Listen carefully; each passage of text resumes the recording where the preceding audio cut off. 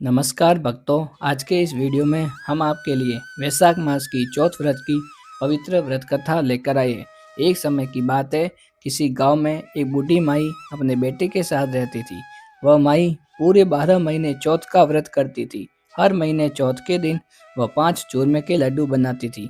उनमें से एक लड्डू चौथ माता को अर्पित करती, एक गणेश जी महाराज को, एक गाय को दान करती, एक अपने बेटे को खिलाती और एक स्वयं ग्रहण करती। एक दिन वैशाख महीने की चौथ आई। उसी दिन उसका बेटा पड़ोसन के घर चला गया। वहां उसने चूरमा बना हुआ देखा तो पूछने लगा कि आज क्या खास है। पड़ोसन ने कहा कि आज वैशाख चौथ है, इसीलिए चूरमा बनाया है।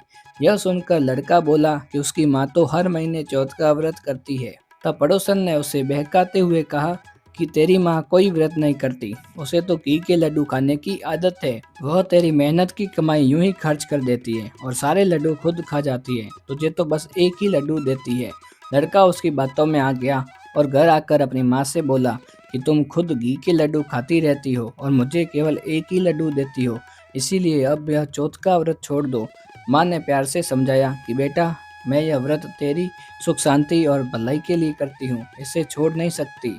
यह सुनकर बेटा नाराज हो गया और बोला, अगर तुम व्रत नहीं छोड़ोगी तो मैं घर छोड़कर विदेश चला जाऊंगा। माँ ने कहा, यदि तू नाराज होकर जा ही रहा है तो यह चौथ माता की आंखें अपने साथ ले जा। जब भी कोई संकट आए तो चौथ माता और विनायक जी को याद करके इन्हें डाल देना, तेरी रक्षा अपने आप हो जाएगी। लड़का वे आंखें लेकर घर से निकल गया।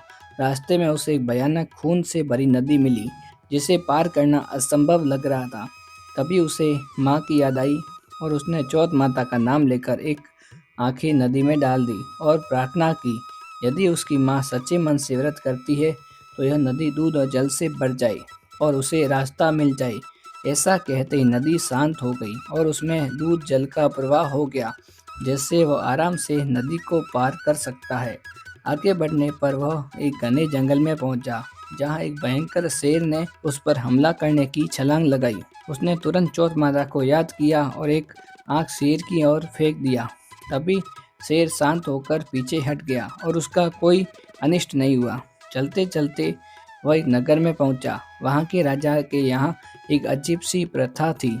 रोज एक मिट्टी का बर्तन चटाया जाता था और वह तभी पकता था जब उसमें एक मनुष्य की बलि दी जाती थी। उस नगर में उसने एक बूढ़ी माई को आटा पीसते और रोते हुए देखा।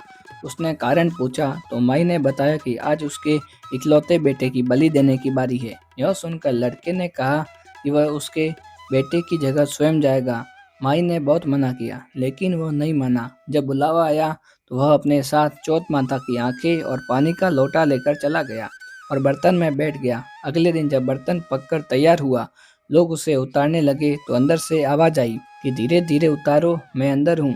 लोग यह सुनकर चौंक गए और राजा को खबर दी। राजा स्वयं वहां पर आए और पूछा कि अंदर कौन है, कोई देवता है या भूत प्रेत। तभी वह लड़का बाहर निकल आया।